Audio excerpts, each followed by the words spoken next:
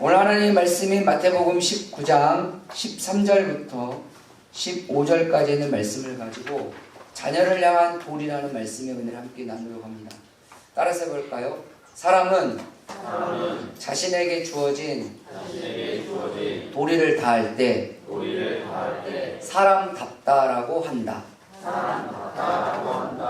사람이 짐승이 아니고 사람이 사람다울 수 있는 여러 가지 이유 중에 한 가지는 자신에게 주어진 도리를 다할 때입니다. 자녀는 자녀로서의 도리를 다하고 부모는 부모로서의 도리를 다하고 직장인은 직장인으로서의 도리를 다하고 성도는 성도로서의 도리를 다하는 거죠. 이걸 성경에서는 본분에 충실하다라고 이렇게 말하죠. 이것의 가장 큰 핵심은 관계를 말하는 겁니다. 하나님은 우리에게 관계의 중요성을 창세기부터 계시록까지 계속 끊임없이 우리에게 말씀하십니다. 특별히 구약 성경에서의 관계를 가장 명확하고 정확하게 우리에게 알려준 것이 바로 십계명입니다. 구약성에서 가장 중요한 말씀 하나를 꼽으라 그러면 출애굽기와 신명기에서 말씀하고 있는 십계명이라고 말할 수 있습니다. 십계명은 10가지의 계명으로 되어 있잖아요. 근데 이 10가지의 계명을 가만히 살펴보면 첫 번째 계명부터 네 번째 계명까지 인간과 사람과의 관계를 말하고 있습니다. 그 다음에 5번째 계명부터 10번째 계명까지를 인간과 인간의 계명을 우리에게 이야기하고 있습니다. 신약 성경에서 가장 중요한 말씀을 꼽으라 그러면 예수님께서 말씀하신 대계명을 우리는 이야기할 수 있습니다. 이보다 더 큰 계명이 없다고 했죠. 그 계명은 예수님께서 아주 심플하고 간략하게 우리에게 2가지로만 말씀했습니다. 첫 번째 계명이 뭐죠? 우리의 마음과 뜻과 목숨을 다하여 주 너의 하나님을 뭐하고? 사랑하고. 두 번째는 이와 같이 이처럼 내 이웃을 내 몸과 같이 사랑하라. 여기에도 우리에게 일관되게 성경은 말합니다. 하나님과 우리의 관계 그리고 사람과 사람의 관계. 자, 그렇다면 사람과 사람의 관계가 하나님과의 관계로 이어지고 직결된다는 이야기인데 사람과 사람의 관계에서 가장 중요한 게 뭘까요? 그게 바로 가정입니다. 따라서 할까요? 가정보다 더 중요한 관계는 없다. 가정은 누가 세웠죠? 하나님이 세우셨습니다. 국가는 누가 세웠죠? 사람이 세웠습니다. 기억하셔야 돼요. 가정은 누가 세웠죠? 하나님이 세우셨습니다. 국가는 누가 세웠죠? 사람이 세웠습니다. 성경 어디에도 하나님은 국가를 세우라고 한 적이 없습니다. 하나님은 이스라엘 백성들에게 가나안 땅을 주셨을 때 나라를 세우라고 하신 적이 없습니다. 왕을 세우라고 한 적이 없습니다. 군대를 창설하라고 하신 적이 없습니다. 왜요? 그것은 하나님 안에서 그 민족이든 그 가정이든 무엇이든 간에 그 관계가 온전해지면 국가는 필요 없다는 거예요. 그럼 국가를 세운 사람들의 공통점을 가만히 봅시다. 왜 그들이 국가를 세웠을까요? 여러 가지 이유가 있지만 거기에 가장 중요한 3가지 이유가 꼭 들어가 있습니다. 첫 번째가 권력입니다. 권력이 존재하지 않은 국가는 존재하지 않습니다. 대통령이 되려고 하는 자, 곧 있으면 대통령 선거가 옵니다. 대통령이 되려고 하는 자, 왕이 되려고 하는 자. 우리나라도 왕정시대를 거쳐서 그 다음에 민주주의가 왔죠. 공화정으로 왔죠. 그런데 왕정시대든 공화정으로 되든 민주주의든 뭐든 간에 권력을 잡으려고 국가를 운영하려고 하거나 국가를 세우려고 하거나 국가를 성립하려고 하는 자의 공통점은 권력입니다. 그럼 두 번째는 뭘까요? 바로 나입니다. 자기 중심적인 거예요. 우리 중심적이라는 거예요. 우리만 이거죠. 사람들은 이렇게 이야기하면 국가가 왜 우리만이라는 말을 할까라는 생각을 하죠. 그런데 요즘 이 시대를 살아가는 현대인들에게 물어보면 그걸 실감합니다. 미국 우선주의 어디서 들어보셨죠? 다른 나라야 어찌되든지 말든지 우리나라만 잘 먹고 잘 살면 된다. 그들의 목을 삐뚤어서라도 우리나라만 잘 먹고 잘 살면 된다. 그랬더니 근래에 또 우리나라에서도 또 그렇게 말씀하시는 분들 있다고요. 한국 우선주의. 뭐 다른 나라야 뭐 어찌되든지 말든지. 하나님이 원하는 세상이 그런 세상일까요? 아니죠. 또 국가라는 존재가 존재할 수밖에 없는, 그리고 그걸 또 설파하고 사람들에게 설득하고 국가를 운영하려고 하는 세 번째 가장 큰 이유는 우리가 이 세상에 말 그대로 주도자가 되려고 하는 그런 마음들이 있어요. 이게 재밌는 게 미국이 대한민국의 주도자가 되려고 할 때는 되게 언짢아하고 마음 상해요. 그런데 대한민국이 다른 나라의 주도자가 되려고 하면 민족적 자부심을 느낍니다. 이건 어디서 온 마음입니까? 중국이 우리나라를 지배하는 역사에 보면 굉장히 마음이 언짢습니다. 일본이 우리나라를 지배하는 역사를 들으면 굉장히 마음이 언짢습니다. 그런데 광개토 대왕이 중국을 지배할 시절을 이야기하면 그때 고구려가 삼국을 통일했어야 돼 라는 말들을 합니다. 왜 그럴까요? 우리가 주도자가 되려고 한다는 거예요. 근데 성경에 하나님이 왕을 세우지 말라고 하는 이유가 뭐였죠? 사람이 주도자가 되면 문제가 발생될 수밖에 없다라는 거예요. 이게 뭘 말할까요? 사람이 주도자가 되든지 국가가 주도자가 되면 반드시 문제는 발생됩니다. 그래서 내가 주도할 때는 로맨스지만 남이 주도해서 지배를 받을 때는 뭐가 되는 거예요? 불륜이 되는 거죠. 내가 지배할 때는 정당하지만 남이 나를 지배할 때는 정당하지 않는 세상이 되어지는 겁니다. 그래서 하나님은 국가를 세우는 것을 좋아하지 않으셨어요. 하지만 하나님은 국가가 없는 세상에서도 잘 살아갈 수 있는 세상이 있다는 걸 말씀해주고 싶어 하시면서 가장 먼저 우리에게 말씀하신 게 바로 가정이었다는 사실입니다. 할렐루야. 가정이 깨지면 아무리 국가가 잘 돼도 그것은 말 그대로 깨진 사회가 돼요. 우리나라의 현대 문제에 대해서 사람들이 이야기할 때 가장 먼저 이야기하는 게 뭡니까? 인구 감소입니다. 우리나라가 전 세계에서 말 그대로 출산율 제하위, 고령화로 가는 가장 높은 속도에 있는 나라라고 꼽힙니다. 과거에 프랑스가 출산율이 적다, 고령화 속도가 너무 빠르다 라는 말을 할 때가 얼마 되지 않았던 걸로 기억이 됩니다. 어느 사회학자가 유럽 사회가 출산율 제한을 두기 시작할 때, 유럽도 그런 적이 있었어요. 과거에 출산율 제한을 두기 시작할 때 그 사회학자가 이렇게 말했습니다.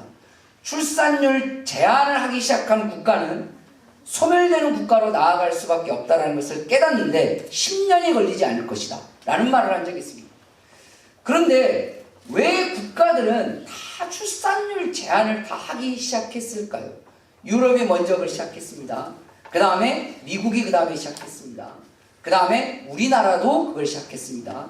그리고 중국도 그렇게 했습니다.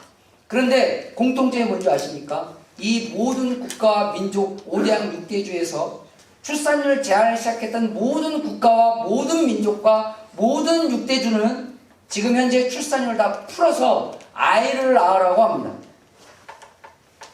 왜 그러죠? 그럼 왜 출산율을 제한하기 시작했을까요? 왜 가정이 가정다운 것으로 가지 못하도록 국가는 제한하기 시작했을까요? 그것은 바로 경제 때문이었습니다. 경제와 출산율 제한의 공통점은 모든 국가와 모든 민족에서 나옵니다. 한마디로 정의해볼까요? 돈 때문에 애 낳지 말라. 근데 이제는 바뀌었죠. 이제는 국가 소멸에 가까이 오니까 아이를 낳으라고 돈을 다시 투여합니다.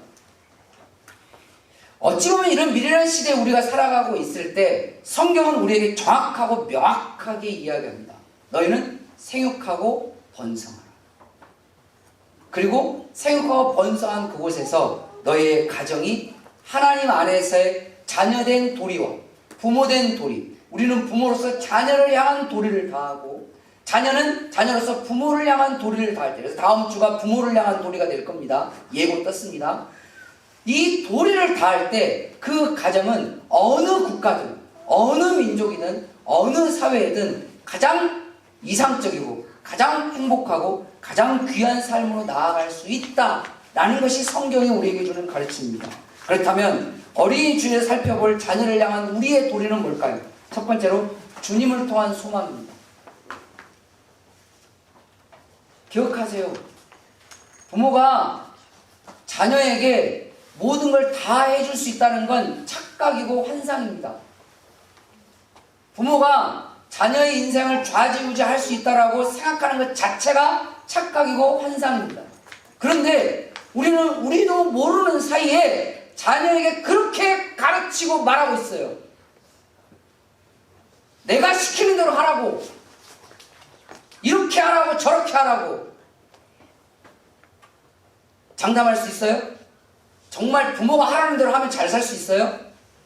정말로 부모가 하라는 대로 하면 그 아이는 행복해질 수 있을까요? 아니요. 그건 몰라요. 모른다는 게 정답입니다. 모른다는 게. 그런데 하나님이 하라는 대로 하면 하나님이 잘 살게 하실 겁니다. 할렐루야. 여기서 우리가 기억해야 될 건 세상이 말하는 잘 사는 것과 성경에서 말하는 잘 사는 건 다르다는 걸 일단은 인식하셔야 합니다. 우리는 기복주의 신앙으로 가는 것이 아니라 축복주의 신앙으로 가는 것이 성경적으로 맞다고 늘 말씀을 드리죠. 기억하십시오. 오늘 성경 말씀에 보면 그때에 13절에 사람들이 예수께서 안수하시고 기도해 주심을 바라고 어린아이들을 데리고 왔어요. 그러니까 애들을 데리고 우리 예수님이 축복해 주셨으면 좋겠다. 우리 예수님을 통해서 미래가 열렸으면 좋겠다. 예수님을 통해서 은혜를 받았으면 좋겠다. 예수님을 통해서 내 아이가 잘 살았으면 좋겠다. 나는 그 마음을 가지고 예수님이 찾아왔어요. 이 마음이 잘못된 게 아닌데 제자들이 뭐라고 돼 있어요? 뭐라고 돼 있어요? 꾸짖었다고 돼 있어요. 혼냈어요. 그러니까 예수님이 그거 하지 말라고 그랬단 말이에요. 예수님도 내 자식이 잘 되기를 바라는 부모의 마음이 옳다라고 말씀하시는 거예요. 물론 그 방법과 그 길이 분명하고 확실해야 하고 성경적이어야 되고 오래야 되는 건 맞죠. 그런데 자녀를 향한 그 마음은 하나님도 박수를 칩니다. 근데 여기서 기억해야 될 게 있어요. 진짜 자녀를 향한 바라는 마음이 있습니까?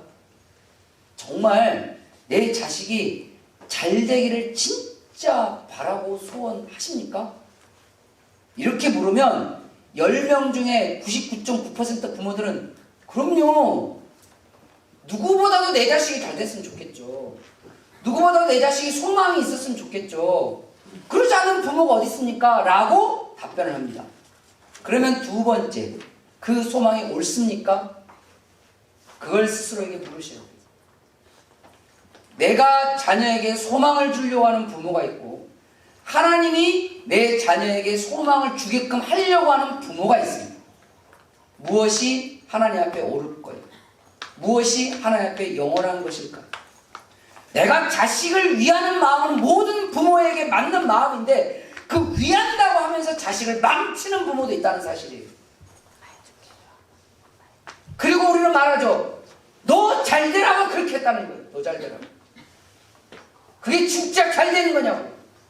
이게 진짜 잘 되게 하는 건지 아니면 너 잘 되라고 하는 것이 잘못되게 하는 건지에 대한 그 기준이 어디서 왔어요? 대부분은 자기에게서 왔어요. 내 경험. 근래에 어느 분하고 이야기를 하는데 그분이 이런 얘기를 하시더라고요. 자기는 결혼을 실패했대요. 결혼을 실패한 원인을 자기가 잘 생각해 본 거지. 왜 내가 결혼을 실패했을까? 그래서 이렇게 결혼 실패했구나. 그래서 내 자식은 결혼에 성공하고 싶어서 그 자식에게 이야기를 하기 시작한 거예요. 야, 이런 사람 만나라. 이렇게 해라. 저렇게 해라. 요렇게 해라. 요렇게 해라. 저렇게 해라. 그런데 그 자식도 결혼에 실패했어요. 그러니까 부모가 자식에게 그런 거예요. 야, 나 하나도 부족해서 왜 너까지 그러냐.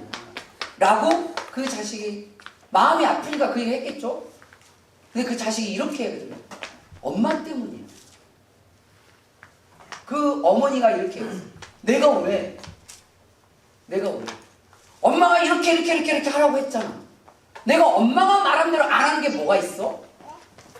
이게 자식의 답변입니다. 근데 그 부모 되시는 분이 저에게 뭐라고 말씀하신지 아세요? 맞대요.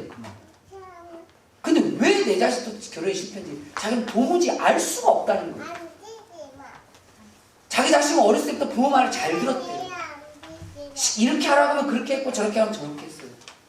혼자 되는 어머니니까, 혼자 되는 어머니, 결혼 실패했으니까 혼자 되는 어머니니까 부모, 자식의 입장에서는 더 부모님의 말씀 잘 들었다는 생각을 했을 수도 있겠죠. 하지만 이 애는 어렸을 때부터 부모 말을 잘 들었고 나중에 커서도 부모 말을 잘 들었어요. 결혼해서도 부모 말을 잘 들었어요. 근데 결혼에 실패했어요. 그러니까 이해가 안 된다는 거지. 부모는 목사님 왜 그랬을까요? 라고 저희한테 묻는 거예요. 내가 알아요? 우리 교인도 아닌데. 난 모르지. 뭐 그분의 이야기만, 그분 맨날 좋은 얘기만 하셨으니까 그분이 자식이 어떻게 키우는지 알 수는 없죠. 그래서 제가 드릴 수 있는 말은 딱 하나밖에 없었어요. 자식이 부모가 원하는 대로 살았는데도 실패했다며요. 그래요. 근데 그 이유를 모르겠다고 하시죠? 네, 모를 수밖에 없습니다. 왜요? 그건 하나님으로부터 온 게 아니라 당신 안에서 왔어요. 우리는 항상 겸손해야 합니다. 내 생각대로 내 뜻대로 키우고 살면 잘 될 거라는 착각에서 벗어나셔야 돼요. 사람의 삶은 다 달라요. 똑같은 환경에서도 다 달라요. 누구는 그러더라고요. 돈이 인생의 성공이라고. 그럼 반대로 갈까요? 그럼 돈 없으면 인생이 실패냐? 돈 없는 가정에 컸어도 성공한 사람도 있습니다. 돈이 많은 가정에 컸어도 실패한 사람이 있습니다. 누가 그러더라고요. 스카이를 나오면 성공한다고. 그래서 스카이에 목을 매죠. 그러면 스카이 안 나오면 다 실패합니까? 우리 전교회는 다 실패했네, 나부터. 그러지 않나요? 왜 그 기준을 가지고 자녀들에게 말합니까? 주님은 말합니다. 주님을 통한 소망을 가지라. 할렐루야. 자녀들에게 주님을 통해서 가질 수 있는 소망을 보여주십시오. 가르치는 건 의미 없어요. 사람은 가르쳐서 배우는 게 아니에요. 삶을 통해서 배우는 거지. 자식들에게 거짓말하지 말라고 백날 가르치셨잖아요. 근데 애들이 거짓말 안 해요? 근데 왜 거짓말해요? 부모들의 거짓말을 보고 배워요. 나는 거짓말 안 했다고 거짓말하지 마세요. 여러분 남편들에게, 여러분 형제들에게, 부모들에게 거짓말하는 거 애들 옆에서 다 들어요. 안 했다고요? 아이고. 가끔은 이렇게 또 말하죠. 선의의 거짓말이었다고. 그게 선의의 거짓말. 나를 지키려고 한 거짓말은 다 거짓말이에요. 그게 왜 선의의 거짓말이에요? 남을 지키기 위해서 한 거짓말이 가끔은 하얀 거짓말일 수는 있는데 나를 위한 거. 위기를 모면하려고 내 입에서 나온 게 그게 나를 위한 거짓말이지 누구를 위한 거짓말이겠어요. 그런데 우리는 우리의 인식을 잊어요. 기억하십시오. 주님은 주님을 통해서 갖는 소망이 영원한 소망이고 자녀들에게 그걸 보이라고 성경은 우리에게 말합니다. 즉 자녀가 세상의 어떤 것보다도 주님을 통해서 잘 되기를 그 바라는 마음으로 행동하라는 거예요. 그 행동이 우리 어머니를 보니까 우리 아버지를 보니까 주님을 잘 믿고 섬기는 사람이 진짜 소망 있는 삶이구나. 진짜 희망 있는 삶이구나. 요즘처럼 소망 없고 희망 없는 청년의 시대에 살아가고 있는 이 시대에도 왜 그러냐는 건 다른 거 없습니다. 부모 세대에서 진짜 소망이 뭔지를 보여주지는 못했기 때문에 그래요. 말과 행동을 통해서 보면 늘 절망과 실패와 낙심과 세상에 대한 억울한 말 토설할 줄 알지 세상에 대한 빛과 즐거움과 기쁨과 행복을 보이고 나타내고 말한 적이 얼마나 있냐는 거예요. 우리가 말하고 우리가 보였던 모습이 그대로 자녀에게도 흘러들어간다는 겁니다. 그래서 주님을 통하는 진정한 소망이 무엇인지 삶으로 보이는 자를 통해서 하나님은 그 자녀의 길을 인도하신다는 거예요. 두 번째로 우리가 자녀를 향한 진정한 부모로서의 도리는 뭘까요? 바로 품고 용납하는 사랑입니다. 품고 용납하는 사랑이 오늘 14절 말씀해 보니까 어린아이들을 용납하고 내게 오는 것을 금하지 마라. 주님이 우리에게 말합니다. 용납하라고. 부모는 따라합시다. 부모는 용납하는 자다. 화나죠? 화 안 납니까? 저도 화납니다. 가끔은 하루에도 12번 더 화가 오르락내리락 합니다. 어떨 때는 확 뒤집어버리고 싶을 때도 있어요. 자식 키우다 보면 그런 생각 안 들어본 사람이 어디 있어요? 그런데 성경은 말합니다. 부모는 뭐 하는 사람이라고요? 용납하는 사람. 용납은 인내가 없어요. 불가능합니다. 제가 우리 교회 성도님들 이렇게 신방하고 이야기하다 보면 다 듣죠. 저도 부모된 자이고 여러분도 부모된 자식이 듣다 보면 우라가 치밀죠. 우리 이놈의 새끼는 이랬다 저랬다. 그렇지. 그놈의 새끼는 그럴까요? 그럼 또 뭐 다이야. 또 누구는 그러더라고. 뭐 딸 가진 집은 어쨌다. 딸 집 사봐. 아들 집 저희 삼형제 중에 장남입니다. 너네 집 애들이 이뻐 보여. 그래서 그 집 애는 참 그랬다고 이야기하면 데리고 살아보세요. 이 얘기가 절로 나오는 세상에 우리는 살아가고 있어요. 이 세상은요, 살아보시다 아시잖아요. 정말 무서워요. 여러분 살면서 안 무서울까? 무서워요. 돈이 너무 무섭고, 때로는 뭐 직장의 상사, 이것도 권력이고 권세라고 그것도 가끔 참 무섭고, 어쨌든 참 정말 무서울 만큼 냉정합니다. 그러니 여러분들이 마음에 그 냉정하고 무서운 세상을 살아보니까 내 자식이 이 세상을 살 걸 생각하니까 걱정이 되는 거죠. 그러니 잔소리를 하죠. 야, 그렇게 살면 세상이 너를 지고 삼킨다. 정신 똑바로 차려라. 세상이 너를 무조건 봐줄 줄 아냐. 얼마나 세상이 냉정하고 냉혹하고 살벌한 줄 아느냐. 애들은 못 느껴요. 절대 못 느껴요. 그런데 세상을 딱 나가서 직장에 들어가면 그때부터 알기 시작하죠.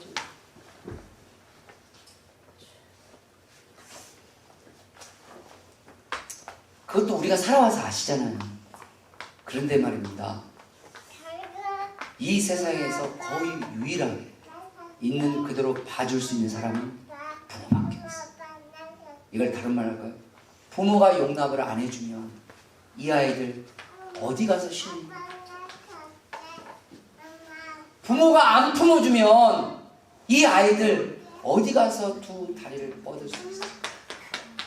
부모가 안 받아주면 이 아이들은 어디 가서 숨을 쉴 수 있죠?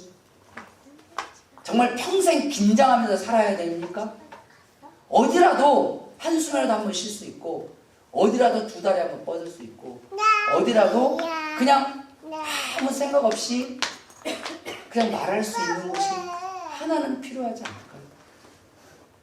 부모조차도 교육하겠답시고 자식들 교육 안 해도 돼요. 얘들 잘알아요. 세상 무섭고 냉정한지 얘들 딱 그냥 한 발짝 뒤지면 그냥 알아요. 평생 가르쳐도 못 알아요. 사람은 경험을 안 하면 몰라요.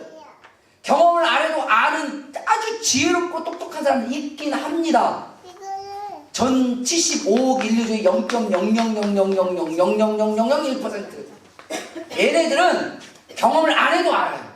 나머지는 다 경험해야 아는데 진짜 마음 아픈 건 경험해도 모르는 애들도 있다는 게 마음 아픈 일이지. 이제 이 정도 되면 뭔가 좀 나서긴 하셔야 되지만 대부분 그냥 세상 나가면 알아요. 아, 세상 참 무섭구나. 냉정하구나. 그건 세상에서 배우라고 하시고 오늘 예수님이 말씀하셨잖아요. 어린아이들을 뭐하라? 용납하라. 너의 자녀들을 용납하라. 세상이 다 나쁜 놈이라고 해도 부모는 뭐하는 자라고요? 용납하는 자. 물론 훈계는 필요하죠. 훈계는 필요하지만 그건 죽이는 훈계가 아니라 마음 아픈 훈계. 그 다음은 용납하는 것. 인내하는 것. 그게 부모입니다. 근데 우리의 부모들도 그렇게 살아오셨을 거예요. 저도 가만히 어제 말씀을 준비하면서 우리 어머니를 생각해봤어요.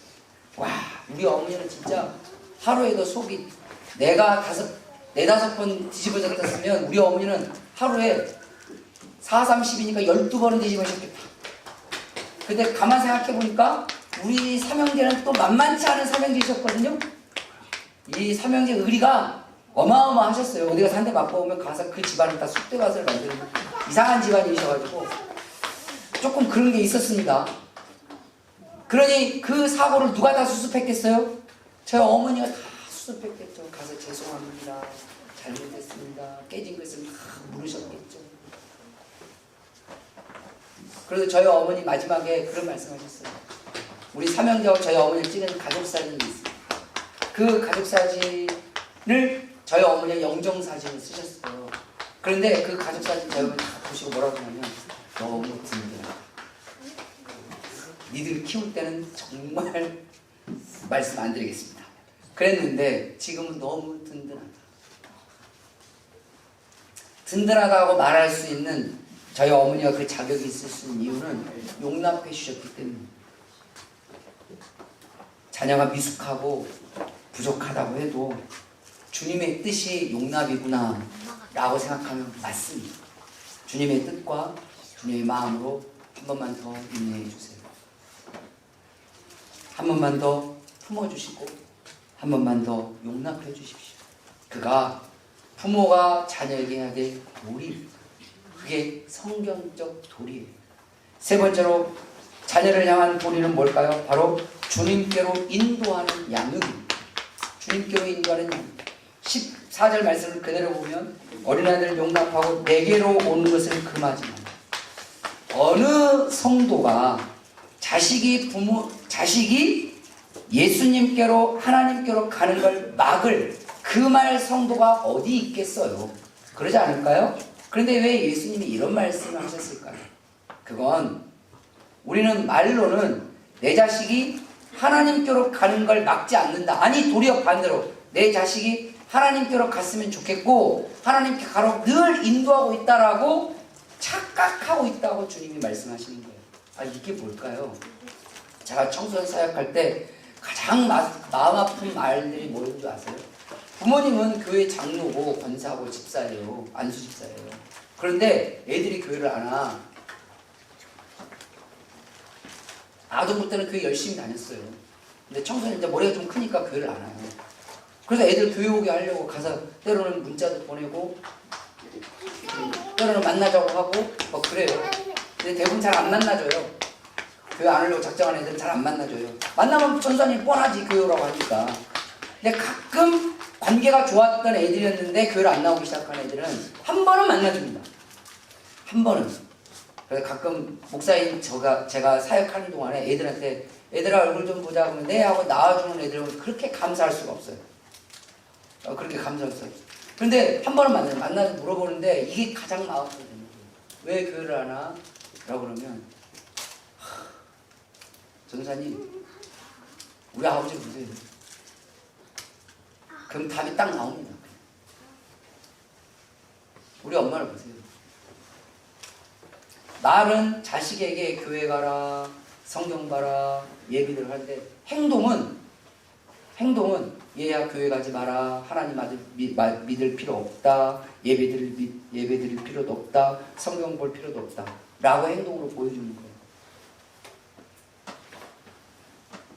주일날 아침에 애를 깨워서 교회 가라고 막 그렇게 해요. 예배 똑바로 잘 드리라고 해요. 헌금 손에 들려서 가라고 해요. 그렇게 한다고. 근데 평소의 삶은 주일날 교회 가지 말라고 보여줘요. 교회 다녀도 필요 없다라는 걸 증명해 주는 거예요. 교회 다녀도 아무 소용이 없다라는 거. 교회 다닐 이유가 없다라는 걸 평소에 월요일부터 토요일까지 그걸 삶으로 행동으로 아주 적나라하고 절실하게 보여주는 거예요. 그리고 주일날에는 장로님이라고 거룩하게 교회 앞에 서 있는 그 모습을 바라보는 고등학생이 짜증이 나는 거예요. 그런데 여기서 더 짜증나는 대목이 무슨 대목이냐? 옆에 있는 집사님들이나 성도들이 이렇게 너네 아버지가 우리 교회 장로님인데 그렇게 훌륭하신데 훌륭한 아버지도 참 좋겠다. 걔는 그래도 인격이 있어. 왜냐면 인격이 있으니까 그 자리에서 말 안 하고 뒤에서 욕을 하죠. 참, 지가 우리 아버지를 살아봤어. 여기서 지는 자기에게 훌륭한 아버지를 떠나는 교회 집사님을 지칭하는 겁니다. 집에서는 엄마도 때리고 자기도 때리고 술, 담배는 유도 아니고 근데 교회에서는 참 대표기도 시키면 거룩하신 하나님 높고 높은 하늘에서 벌레 같은 우리를 구원하시는 진짜 본인이 벌레인지는 아는 것 같다라고 걔가 저한테 이야기했어요. 이게 장로 아버지를 둔 교회를 안 다니기 시작한 고딩이 저에게 한 말이에요. 본인이 벌레인지는 알고는 있는 것 같다고. 왜? 그 대표 기도를 들었거든 얘가. 근데 그 벌레를 하나님이 구원을 안 하시는 것 같다는 거지 자기가 봤을 때. 근데 교회에 가면 목사님도 그렇고 교회에 가면 집사님들도 그렇고 교회에 가면 성도님도 그렇고 우리 아버지가 훌륭하대. 이 벌레를 너무 좋대. 그래서 너는 되게 행복하겠대. 그 다음에 한 말, 그래서 너는 너무 부럽대. 충격이 아니겠어요? 교회에서 하는 것의 10분의 1만 집에서 하면 자기는 자기 아버지를 존경합니다. 우리가 자녀를 주님께로 인도하는 건 말로만 하는 게 아닙니다. 오늘 말씀을 기억하셔야 됩니다. 내게 온 것을 금하지 말라. 여러분, 주변에 불신자들도 많습니다. 주변에 하나님을 모르는 사람들도 많습니다. 그러나 우리의 삶 가운데 특히 부모로서 최우선적으로 주님께로 늘 인도해야 될 자는 자식입니다. 평생을 내 자식이 하나님을 찾을 수 있도록, 하나님을 할 수 있도록 늘 말해주고 보여주고 알려주고 들려줘야 해요. 미국에서 가장 존경받는, 우리나라에서 가장 존경받는 위인은 다시 우리나라에서 가장 존경받는 위인은 이순신 장군님이십니다.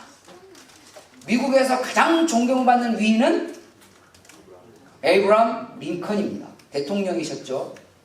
에이브라함 링컨이 대통령이 되고 난 이후에 미국은 대통령이 되면 성경에 손을 얹고 선서라는 걸 합니다. 그 다음에 대통령이 퇴임할 때 그 성경에 손을 얹고 또 퇴임 선서라는 걸 합니다. 이 사람들은 그게 전통이에요. 지금은 퇴임 선서를 안 합니다. 이 모 양반 때 그게 끊어졌어요. 근데 과거에는 그렇게 했습니다. 그런데 처음에 성경이 있어요. 그 미국에서 대통령이 그 선서하는 성경이 있습니다. 그건 공식적인 거예요. 거기 했어요. 근데 퇴임할 때 링컨 대통령이 성경을 바꾸고 싶다라고 이야기했어요. 그래서 이게 미국 국회에서 논쟁이 됐어요. 이걸 바꿔도 되냐 마냐. 별걸 가지고 다 논쟁을 하죠. 근데 결국은 대통령이 원하면 바꾸는 걸로 하자라고 한 거예요. 그가 바꿨던 성경이 바로 돌아가신 어머니의 성경이 있습니다. 여러분도 아시겠지만 링컨은 가장 정말 가난한 집안에서 컸고 어렸을 때부터 제가 위인전 한번 해봤거든요. 그 링컨 대통령이 해봤던 알바가 14가지예요. 제가 속으로 그랬어요. 나보다는 좀 하수다.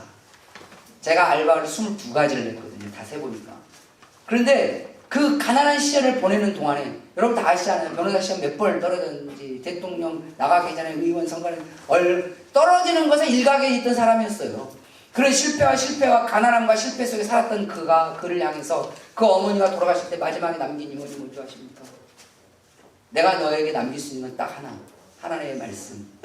하나님의 말씀을 읽고 그 말씀대로 살아라. 링컨 대통령 어머니의 성경에는 깨알같은 글씨들이 많이 써 있어요. 하나님의 말씀을 읽다가 은혜 받은 부분이 있으면 성경에다 쓴 거예요. 성경은 깨끗한 성경을 가시는 분들은 다 회개하셔야 합니다. 따라서 성경은 글로 더러워질수록 은혜롭다. 10년 전에 산 성경이 한 달 전에 산 성경이 이제 헷갈리기 시작한다. 이러면 회개하셔야 해요. 내 성경이 너무 새 것 같아. 이거 주님 정말 잘못했습니다. 해야 돼요. 성경에는 여러 가지가 이렇게 링컨 대통령이 그 이후로 그 어머니의 성경을 볼 때마다 어머니가 줄쳐놨던 거 깨알같이 그래서 그걸 읽기 시작했다는 거예요. 그게 미국에서 가장 존경받는 위인의 삶이었습니다. 늘 내 자식이 하나님께로 가게 하기 위한 어머니의 일종의 장치였어요. 미국에서 가장 존경받는 기업인은 누구일 것 같아요? 트럼프는 아닙니다. 미국에서 역사상 가장 존경받는 기업인이 록펠러라는 사람입니다. 석유왕이죠. 미국의 석유를 대중화시키고 그 다음에 전 세계를 향해서 나아갈 수 있도록 했던 사람. 그 록펠러 어머니가 남긴 유명한 10가지 계명이라는 게 있습니다.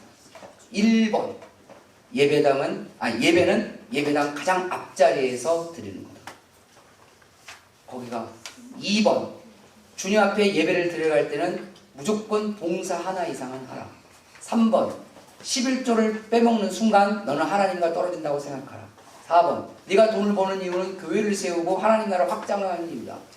그 10가지 중에 9가지가 다 하나님에 관련된 거였어요. 그 어머니는 왜 그렇게 했을까요? 이유는 딱 하나입니다. 나는 내 자식을 평생 이끌어갈 수는 없지만 하나님은 내 자식을 평생 영원히 이끌어갈 수 있는 분이시니 내가 할 수 있는 건 죽을 때까지 내 자식이 하나님을 향할 수 있도록 하나님을 바라볼 수 있도록, 하나님을 보는 것이 맞다라고 생각할 수 있도록 하는 것이다.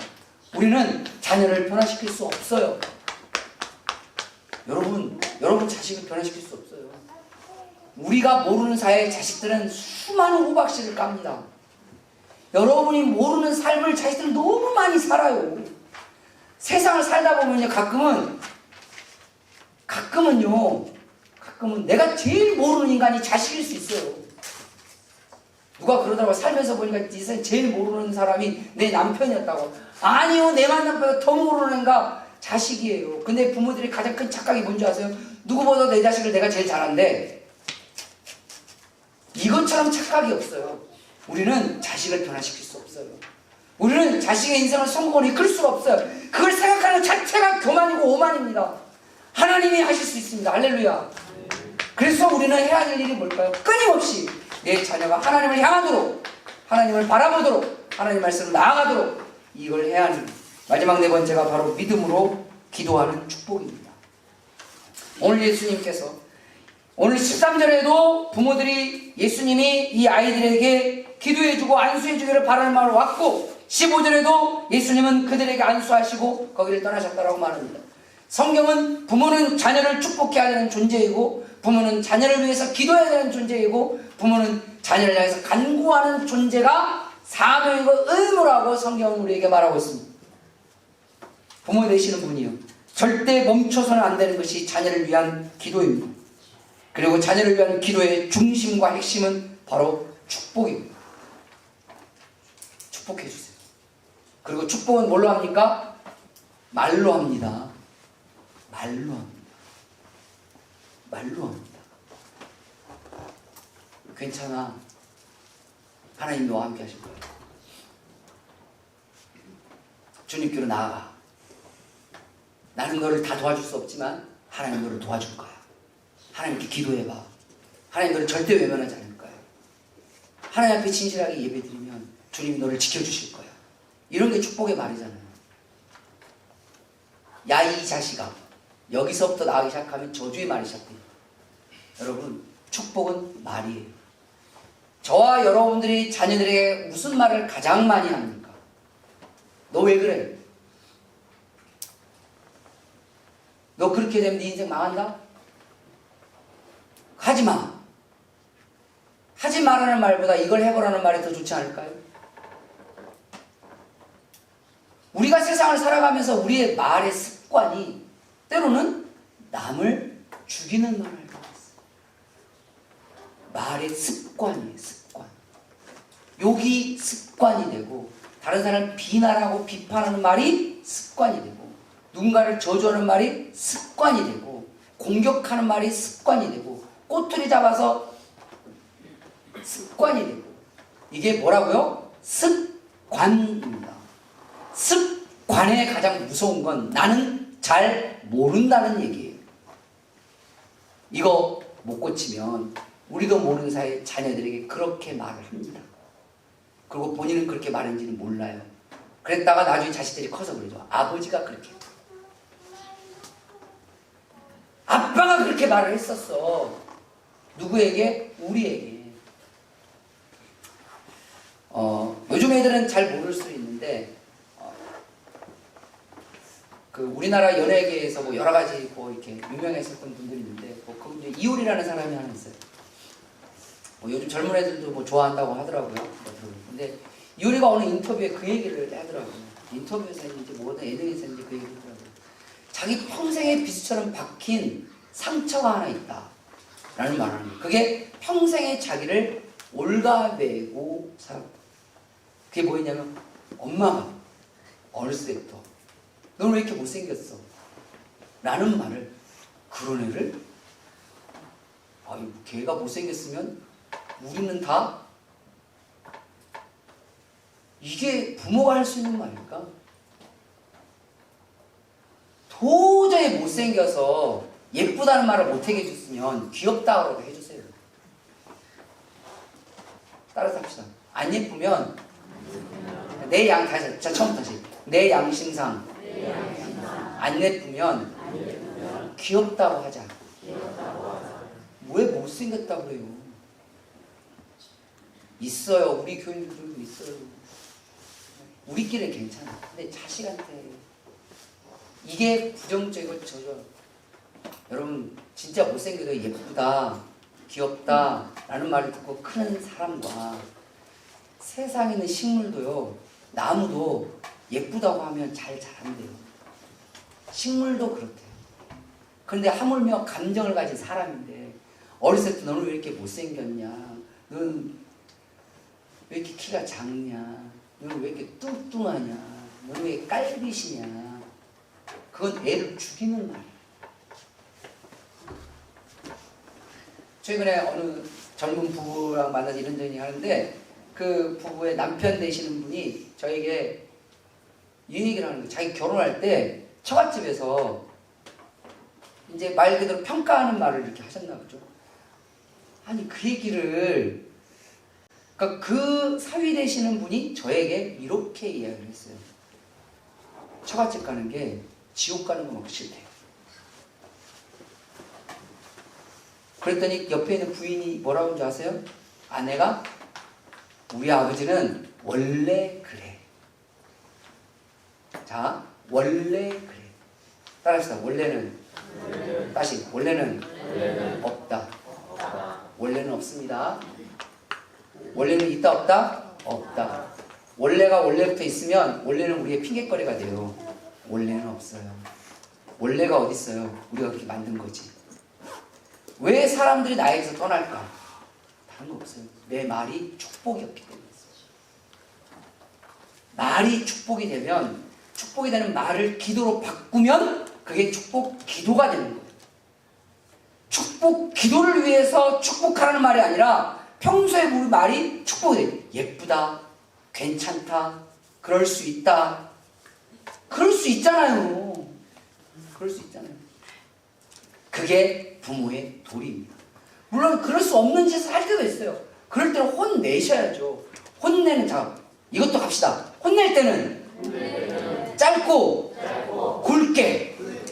축복은 가늘고 길게. 이게 성경의 원리예요. 훈계는 짧고 굵게 가는 거예요. 한방 팍팍팍 그리고 가고, 그 축복은 가늘고 길게. 회장은 그럴 수 있어. 괜찮아. 다음부터 그러지 않았으면 좋겠다. 우리 밥 먹으러 가자. 뭐 이것을 우리가 삶이 돼서 이걸 기도로 바꾸면 그게 뭐가 된다고요? 축복 기도가 됩니다.